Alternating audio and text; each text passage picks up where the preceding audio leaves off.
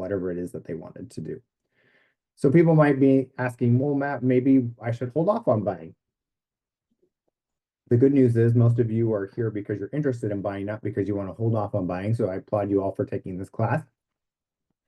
So one of the things that you might have upcoming is a change in jobs. So if you're changing jobs, obviously that is going to impact your ability to get a loan. So if you're moving from one job to another, the lender is going to ask you for job statement, for your W-2s up from your employer to show that you have steady income. So changing jobs, that may be a break in that, especially if you have time between jobs, like if you lost a job, for example, and now we're trying to get a new job, that might not be the best time to potentially purchase a home.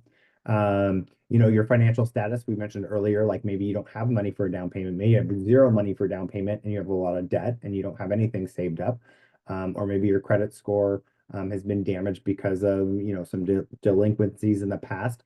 You need to work through resolving those issues, and then those delinquencies after a certain amount of time will fall off depending on what they are. And so your credit score would potentially go up. So that's something that you need to kind of think about. Too expensive. That is always a challenge in California. But like I mentioned, you need to talk to a lender to kind of understand. But you don't want to buy such a big house that all of a sudden you don't have any money to go out to eat or to buy clothes or to, take care of your kids, those types of things. So it's very important that you aren't overextending yourself when you're purchasing a home. And you don't want to necessarily do short-term ownership.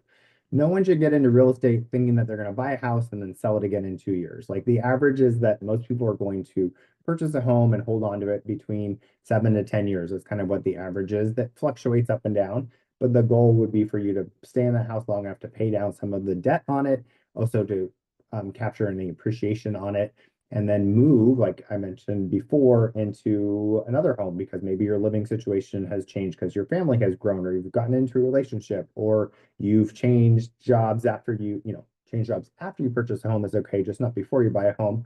And now maybe you need to commute somewhere different than you were before. And so you need to move from like, a city urban area to a suburb, for example. So